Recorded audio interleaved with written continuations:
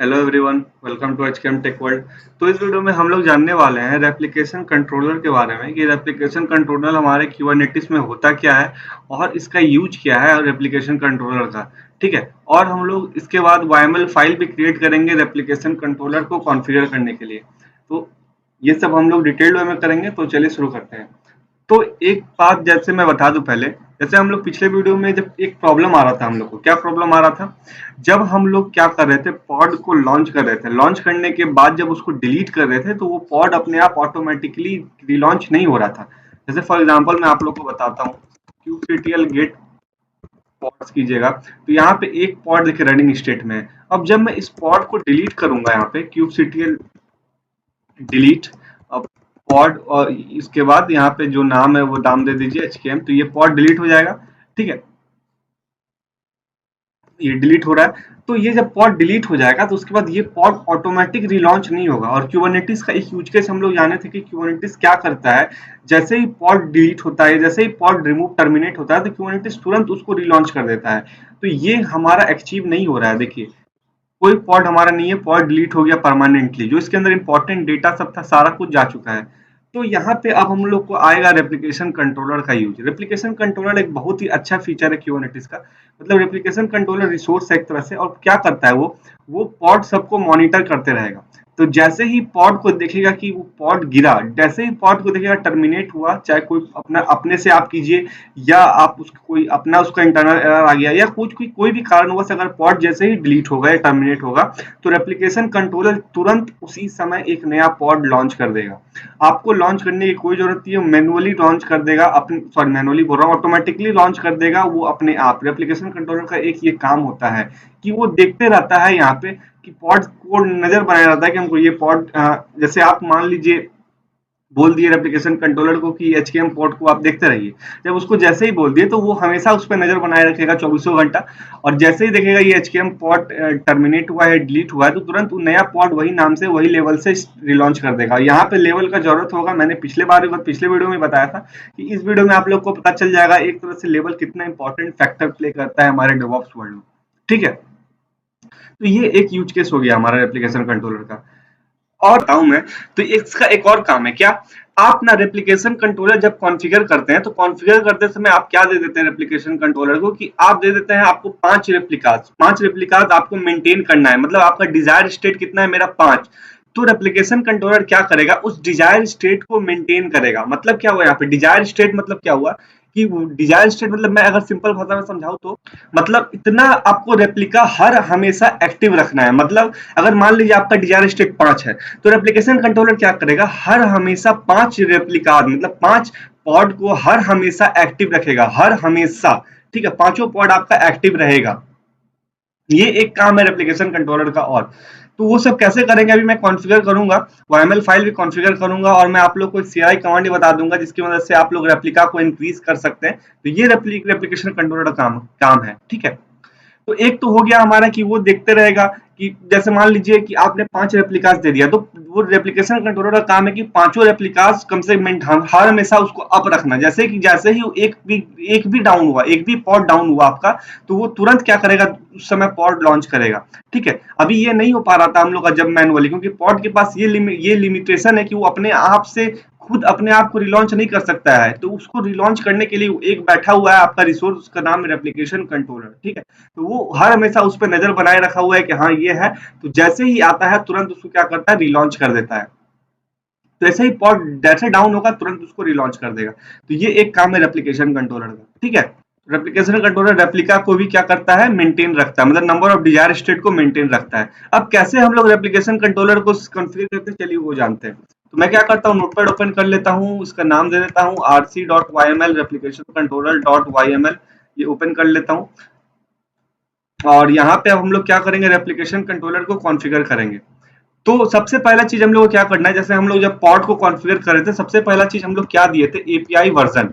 क्योंकि हम लोग को पहले बताना पड़ेगा कि आपको किस एपीआई के पास जाना है। क्यों, क्यूबरनेटिस मास्टर पे, क्योंकि हम लोग kubectl एक कमांड है, क्लाइंट कमांड है, तो क्लाइंट जब क्लाइंट किसके साथ कनेक्ट करता है, हमारे क्यूब एपीआई सर्वर के साथ कनेक्ट करता है, जो कि मास्टर पे रन करते रहता है। तो यहाँ पे हमको बताना पड़ेगा कि आपको v1 नाम का एक एपीआई रन कर रहा है, आपको वहां पे कनेक्ट करना है। ये मेरा क्यूब एपीआई सर्वर है जो मास्टर पे रन कर रहा है। उसके बाद सेकंड नंबर में हमको क्या देना है, काइंड। काइंड मतलब मैंने पिछले वीडियो में बताया था, काइंड का मतलब क्या होता है, आपको बताना है कि आपको कौन सा रिसोर्स यूज करना है। तो पिछले वीडियो में हम लोग ने पॉड यूज किया था, और इस वीडियो में हम लोग ये क्या यूज कर रहे हैं, रेप्लिकेशन कंट्रोलर यूज कर रहे हैं। तो यहाँ पे आपको नाम देना पड़ेगा रेप्लिकेशन, रेप्लिकेशन कंट्रोलर, पूरा नाम दीजिए रेप्लिकेशन कंट्रोलर, ठीक है। यहाँ पे स्पेस नहीं दोगा, मतलब ये अलग अलग मान लेगा, रेप्लिकेशन कंट्रोलर। तो ये आपको काइंड में रेप्लिकेशन कंट्रोलर देना पड़ेगा, ठीक है। उसके बाद यहाँ पे आपको मेटा डेटा दे सकते हैं आप। मेटा डेटा मतलब एक्स्ट्रा इन्फॉर्मेशन होता है। तो इस रेप्लिकेशन कंट्रोलर के बारे में आपको एक्स्ट्रा इन्फॉर्मेशन दे सकते हैं। क्या, एक तो पहले आप नाम दे दीजिए इसका, जो भी नाम देना चाहते हैं, तो यहाँ पे आप नाम दे दीजिए माई आरसी। और सेकंड मोस्ट इंपॉर्टेंट चीज, लेवल। लेवल का बहुत ही बड़ा यूज केस होता है। अभी आपको तुरंत 2 सेकंड में पता, 2 मिनट में पता चल जाएगा लेवल का कितना बड़ा बेनिफिट होता है, और लेवल क्या क्या कर सकता है वो अभी आपको पता चलेगा थोड़ा देर में, ठीक है। तो यहाँ पे मैं लेवल दे देता हूँ, एक लेवल दे देता हूँ, कुछ भी नाम दे दीजिए। जैसे यहाँ पे नाम दे दीजिए माई आरसी फर्स्ट, कुछ भी नाम दे दीजिए आप। उसके बाद पर ये मीनिंगफुल देंगे हम लोग जब हम लोग प्रोजेक्ट सब करेंगे। अभी मैं प्रैक्टिस समझाने के पर्पज से कर रहा हूँ, तो इसीलिए इसका कुछ भी दे रहा हूँ, और ये मीनिंगफुल दीजिएगा तो और सही रहेगा, ठीक है, लेवल। उसके बाद जैसे हम लोग पॉड में जब ये सब चीज कॉन्फ़िगर कर लिए थे, उसके बाद हम लोग स्पेसिफिकेशन दिए थे पॉड का। पॉड का स्पेसिफिकेशन मतलब हम लोग दिए थे कि कौन सा कंटेनर लॉन्च करना है, कंटेनर किस इमेज से लॉन्च करना है। तो यहाँ पे अब आपको स्पेसिफिकेशन देना है, किसका, रेप्लिकेशन कंट्रोलर का स्पेसिफिकेशन देना है। और सबसे पहला चीज यहाँ पे आपको देना है रेप्लिकास। रेप्लिकास, तो रेप्लिकास मतलब क्या हुआ, इसको आप बता रहे हैं कि आप 5 रेप्लिकास को हर हमेशा देखते रहिए। अगर 5 रेप्लिकास को आपको देखते रहना, तो हम लोग को एक और दूसरा स्पेसिफिकेशन देना है, सेलेक्टर। सेलेक्टर क्या होता है, सेलेक्टर मतलब आप यहाँ पे बता रहे हैं कि आपको पॉड को मॉनिटर करना है। किस पॉड को मॉनिटर करना है, जिसका कि लेवल, मान लीजिए यहाँ पे आप लेवल जिसका ए कॉलन बी हो। तो ये रेप्लिकेशन कंट्रोलर क्या करेगा, ये जो रेप्लिकेशन कंट्रोलर, ये पॉड जो जिसका भी लेवल ए कॉलन बी है, उस पॉड को हमेशा मॉनिटर करते रहेगा। अगर वो पॉड डाउन होगा, तुरंत उसको अप करेगा, और कम से कम उसका 5 रेप्लिकास मेंटेन रखेगा, क्योंकि यहाँ पे आपने 5 रेप्लिकास दिया है, ठीक है। तो ये दूसरा चीज सेलेक्टर हुआ। सेलेक्टर में आपने लेवल दे दिया कि जो भी पॉड का लेवल एक कॉलन भी हो, उसको हमेशा आप मॉनिटर करते रहिए, वो जैसे ही डाउन होगा तुरंत उसको अप कीजिए। और इस तरह का कम से कम 5 रहना चाहिए पॉड हमेशा अप, क्योंकि मैंने 5 रेप्लिकास दिया है आपको। उसके बाद आपको यहाँ पे टेम्पलेट देना पड़ेगा। टेम्पलेट क्या होता है, यहाँ पे आपको तो बताना पड़ेगा ना। मान लीजिए कोई पॉड डाउन हो गया, ठीक है, कोई पॉड डाउन हो गया। जब पॉड डाउन हो गया तो आपको बताना पड़ेगा ना, जो नया पॉड रेप्लिकेशन कंट्रोलर लॉन्च करेगा उसको कौन सा इमेज से लॉन्च करना है। तो यहाँ पे आपको वही बताना पड़ेगा कौन सा इमेज से लॉन्च करना है। तो सबसे पहले हमको यहाँ पे दे देते हैं मेटा डेटा। और एक बात और बता दिए, जब आप रेप्लिकेशन कंट्रोलर कॉन्फ़िगर कर लीजिएगा, तो उस केस में आपको पॉड को कॉन्फ़िगर करके रन करने की जरूरत नहीं है। रेप्लिकेशन कंट्रोलर आप बस रन कर दीजिए। अगर आपका कोई पॉड नहीं होगा रन, कोई मान लीजिए आपका पॉड अभी रन नहीं कर रहा होगा, तो तुरंत उसको पता है उसको 5 तो कम से कम आप रखना ही है, तो वो खुद ना खुद अपने आप लॉन्च कर देगा 5 ठो, ठीक है। और सबका लेवल क्या देगा, सबको लेवल दे देगा ए कॉलन बी, ठीक है। मेटा डेटा, यहाँ पे हम लोग अब कंटेनर को कॉन्फ़िगर कर रहे हैं, मतलब यहाँ पे हम लोग पॉड, एक कंटेनर छोड़िए, पॉड को कॉन्फ़िगर कर रहे हैं, ठीक है। अब वो पॉड, हम लोग जो भी पॉड लॉन्च करेगा रेप्लिकेशन कंट्रोलर, उसका जो नाम होगा, नाम पॉड 1, ठीक है। और इस पॉड का जो लेवल होगा, लेवल, लेवल्स यहाँ पे होगा, लेवल नहीं, लेवल जो यहाँ पे दीजिएगा, यहाँ पे ध्यान रखिएगा, यहाँ पे आपको लेवल देना है ए कॉलन बी ही। अगर एक कॉलन आप बी लेवल नहीं दीजिएगा, तो रेप्लिकेशन कंट्रोलर क्या करेगा, मान लीजिए आपने यहाँ पे दे दिया, मान लीजिए एस कॉमा जे, कोई दूसरा लेवल दे दिया जो कि सेलेक्टर में नहीं है, जो कि सेलेक्टर में नहीं है, आपने वो लेवल यहाँ पे दे दिया। तो रेप्लिकेशन कंट्रोलर क्या करेगा, उसको तो ये नाम का ये लेवल, ये मतलब कोई पॉड नहीं मिलेगा जिसको ये लेवल है जिसका। तो वो क्या करेगा, नया पॉड लॉन्च करेगा। और नया पॉड किसके बेसिस पे लॉन्च करेगा, ये इस टेम्पलेट के बेसिस पे लॉन्च करेगा। और नया पॉड जो लॉन्च होगा उसका लेवल आपने क्या दे दिया है, एस:\s। तो उसको कभी जब वो लॉन्च करेगा, ये पॉड लॉन्च हो गया, उसको कभी ये सेलेक्टर नाम ये मिलवे नहीं करेगा, कोई पॉड जिसका सेलेक्टर ये हो, मतलब जिसका लेवल ये हो, तो कोई पॉड उसको मिलेगा ही नहीं। तो ये इन्फिनाइट प्रोसेस हो जाएगा, मतलब वो लॉन्च करते रहेगा और हर बार लॉन्च करेगा उसका लेवल ये एस दे देगा। जब ये लेवल ही जब एस दे देगा तो उसको कभी भी कोई भी कभी भी रेप्लिकेशन कंट्रोलर को ये नाम का ये लेवल का कोई पॉड नहीं मिलेगा। तो ये प्रोसेस इन्फिनाइट हो जाएगा, लूप हमेशा चलते रहेगा। इसीलिए ध्यान रखिएगा, जो कि सेलेक्टर में आपने जो सेलेक्टर यहाँ पे दिए हैं वही लेवल में आप यहाँ पे दीजिए, ठीक है। अगर वो नहीं दीजिएगा तो क्या प्रॉब्लम आएगा वो आप लोग को समझ में आ चुका होगा कि ये प्रोसेस इन्फिनाइट हो जाएगा हमारा, ठीक है।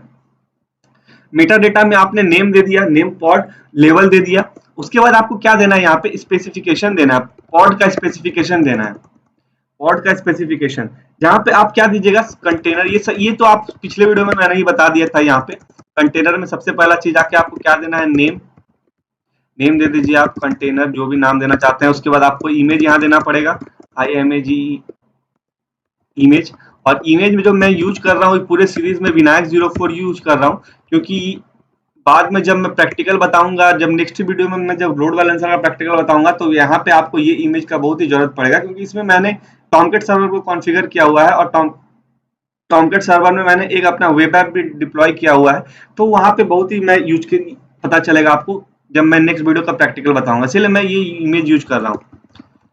और ये इमेज को जब मैं कॉन्फ़िगर किया था उसका वीडियो भी बना चुका हूँ, तो वीडियो अपलोड भी कर चुका हूँ, तो आप वो वीडियो देख लीजिएगा। मैंने डॉकर फाइल की मदद से ये इमेज बनाया था, ठीक है। तो वो मेरा डॉकर फाइल वाला प्लेलिस्ट में होगा, मैं लिंक डिस्क्रिप्शन में डाल दूंगा, आप उसको देख लीजिएगा। तो ये मेरा रेप्लिकेशन कंट्रोलर कॉन्फ़िगर हो गया। हम लोगों ने क्या क्या किया है, सबसे पहले हम लोग ने एपीआई दिया कि हम लोग किस एपीआई से कनेक्ट करना है kubectl को। उसके बाद आपको दिए कि कौन सा काइंड, मतलब कौन सा आपको काइंड चाहिए, मतलब कौन सा आपको रिसोर्स यूज करना है। फिर आपने इस रिसोर्स का मेटा डेटा दिया है, RC लेवल माई फर्स्ट। और ये लेवल देना कंपलसरी इसीलिए है क्योंकि जैसे रेप्लिकेशन कंट्रोलर पॉड को मैनेज कर रहा है, उसी तरह कोई दूसरा रिसोर्स है जो कि रेप्लिकेशन कंट्रोलर को भी मैनेज करता है। तो ठीक है, तो वहां पे आपको रिसोर्स में सेलेक्टर आप जब दीजिएगा उस रिसोर्स में, तो आप सेलेक्टर क्या दीजिएगा, ये, ठीक है। इसीलिए ये कंपलसरी है आपको लेवल देना, ठीक है। उसके बाद आपने इस रेप्लिकेशन कंट्रोलर का स्पेसिफिकेशन दिया, जहां पे आपने बताया कि आपको कम से कम 5 रेप्लिका चाहिए। मतलब आप हमेशा आप रेप्लिकेशन कंट्रोलर को बता रहे हैं कम से कम 5 पॉड आप हमेशा अप रखिए, जिसका की सेलेक्टर A, B हो, ठीक है। उसके बाद आपने यहाँ पे पॉड का टेम्पलेट दिया है, पॉड का टेम्पलेट जहाँ पे आपने बताया पॉड का मेटा डेटा आपने सेट किया। उसके बाद आपने स्पेसिफिकेशन सेट किया, जहाँ पे आपने नेम इमेज सेट किया कि इस इमेज से लॉन्च हो। मतलब जब रेप्लिकेशन कंट्रोलर मतलब पॉड को लॉन्च करेगा तो उस पॉड का नाम ये देगा और लेवल क्या देगा, ये देगा, ठीक है। लेवल ये देगा और स्पेसिफिकेशन ये देगा, मतलब इस इमेज की मदद से लॉन्च करेगा। तो ये बेसिकली मेरा था पूरा रेप्लिकेशन कंट्रोलर। इसको मैं सेव करता हूँ और इसको बंद करता हूँ और इसको हम लोग रन करते हैं। रन तो वही करना है, kubectl अप्लाई कमांड से हम लोग इसको रन करेंगे।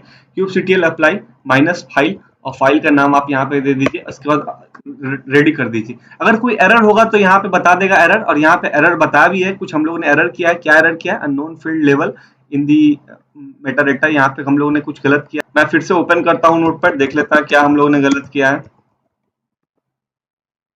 ओपन हो रहा है और यहाँ पे बेसिकली गलती क्या किया, बस यहाँ पे लेवल नहीं होगा, लेवल्स होगा, क्योंकि आप मल्टीपल लेवल्स असाइन कर सकते हैं, ठीक है।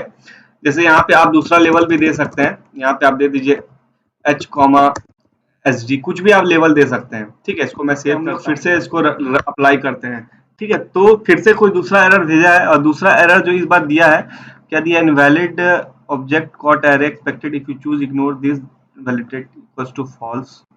मैं फिर से एक बार ओपन करता हूँ नोट इसको rc.yml को,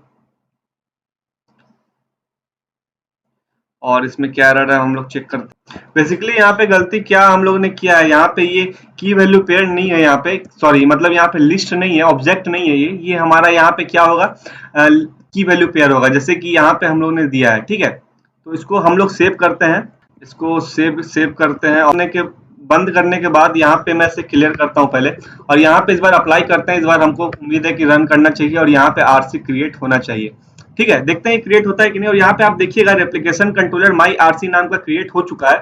हम लोग चेक भी कर सकते हैं kubectl get RC। जैसे पॉट था यहाँ पे आप kubectl गेट आरसी कीजिएगा तो यहाँ पे देखिएगा, देखिए डिजायर स्टेट यहाँ पे क्या है 5, मतलब हमने क्या सेट किया 5 रेप्लिकाज हमेशा अप रहना चाहिए, और अभी अप कितना है 5।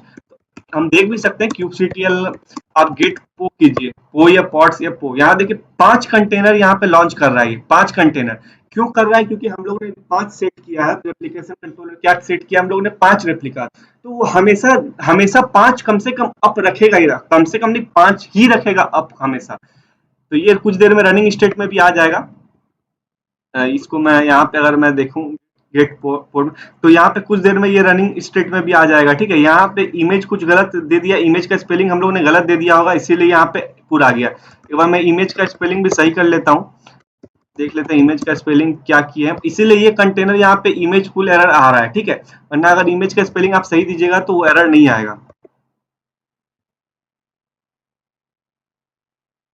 तो यहाँ पे मैं spelling VINAYAK Tomcat underscore Jenkins, ये इमेज का नाम था मेरा वेब, ठीक है, ये इमेज का नाम है मेरा। इसको मैं सेव करता हूँ, बंद करता हूँ, और यहाँ पे अब देखिए क्या होगा, इसे मैं पहले इसे मैं क्लियर करता हूँ, ठीक है, इसे मैं क्लियर करता हूँ। उसके बाद पहले तो kubectl अप्लाई -f, उसके बाद rc.yml, इस फाइल को हमको फिर से अप्लाई करना पड़ेगा। तो kubectl अप्लाई एक अच्छा कमांड है, ये क्या करता है, जब आप कोई आपका आरसी क्रिएटेड नहीं है तो पहली बार आप जब चला रहे हैं कमांड को तो वो क्रिएट करता है, और जब आप दूसरी बार चला रहे हैं तो वो पिछला वाला जो क्रिएट है उसको कॉन्फ़िगर कर देता है। यहाँ पे देखिए कॉन्फ़िगर कर दिया क्योंकि ये पहले से क्रिएटेड है। अगर अब मैं kubectl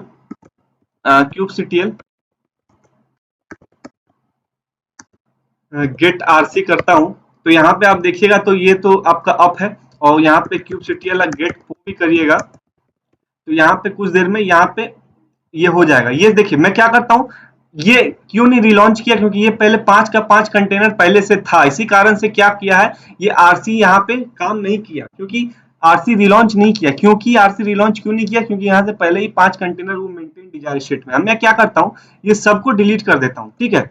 मैं क्या करता हूँ, kubectl delete delete words all, देखिएगा यहाँ पे ऑल, सॉरी यहाँ पे माइनस माइनस ऑल होगा, यहाँ यहाँ पे, यहाँ देखिए क्या होगा, 5 का 5 पॉट डिलीट होगा। अब मैं रिलॉन्च नहीं करूंगा, इस बार क्या करेगा आरसी ऑटोमेटिक रिलॉन्च कर देगा, आपको यहाँ पे कुछ नहीं मैन्युअली करना है, ठीक है। ये देखिए पहले डिलीट हो रहा है, डिलीट का प्रोसेस जब खत्म होगा तो मैं दिखा देता हूँ कि आरसी अपने आप यहाँ पे क्या किया, रिलॉन्च किया है। तो यहाँ देखिए डिलीट हो चुका है। आप kubectl आप गेट वो कीजिएगा तो यहाँ पे देखिए कुछ यहाँ पे अपने आप फिर से ये पॉड रिलॉन्च हो चुका है, ठीक है।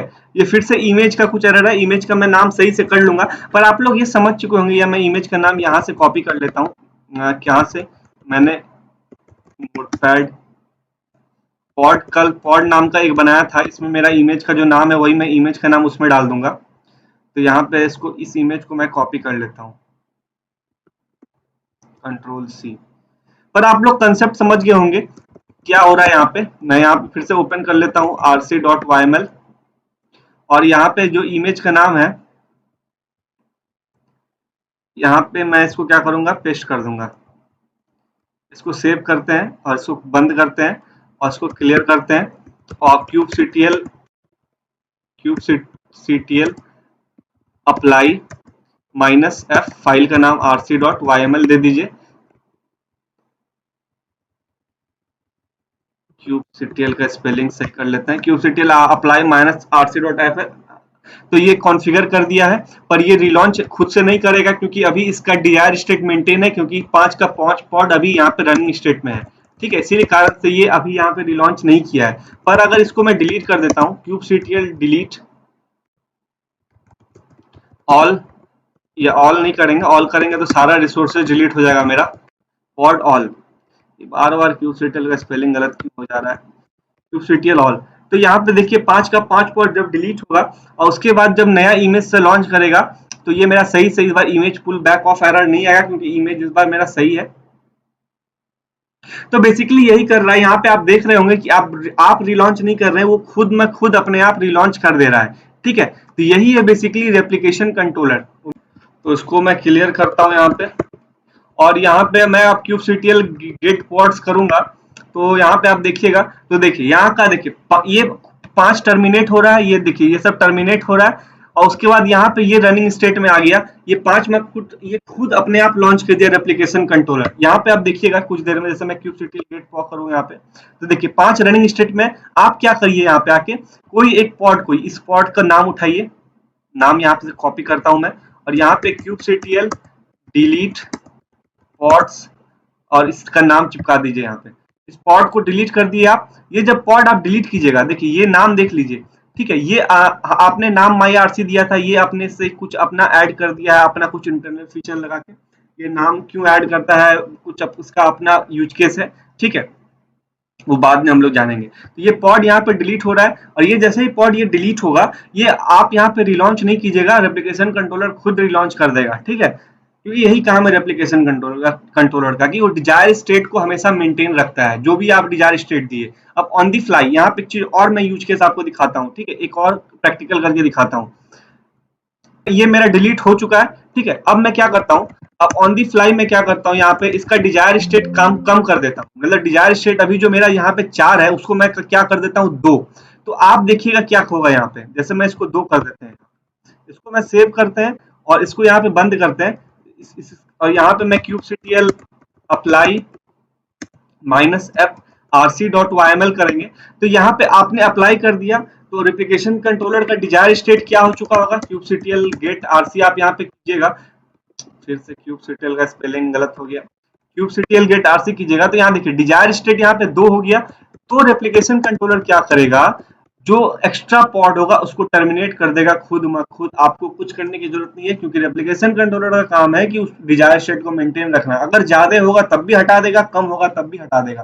देखिए आपने यहाँ पे इस 3 पॉड को टर्मिनेट नहीं किया, बस आपने क्या किया, डिजायर स्टेट को कम कर दिया, नंबर ऑफ रेप्लिकास कम कर दिया, और रेप्लिकेशन कंट्रोलर को बता दिया कि अब हमको 5 नहीं चाहिए, अब हमको 3 चाहिए। तो यहाँ पे आप देखिए, सॉरी 3 नहीं 2 चाहिए, तो यहाँ पे 3 खुद अपने आप ये डिलीट कर दिया, टर्मिनेट कर दिया। तो उम्मीद करता हूँ आपको समझ में आ चुका होगा रेप्लिकेशन कंट्रोलर का ये एक अच्छा सा यूज केस, और इसका आप रेप्लिकेशन कंट्रोलर के बीच में कोई डाउट अब रहना नहीं चाहिए। और रेप्लिकेशन कंट्रोलर को हम कमांड लाइन की मदद से भी सॉल्व कर सकते हैं, जैसे कि हम नंबर ऑफ रेप्लिकास बढ़ा और घटा सकते हैं। वो कैसे करते हैं, नंबर ऑफ रेप्लिकास बढ़ा घटा सकते हैं कमांड लाइन की मदद से, चलिए वो जानते हैं।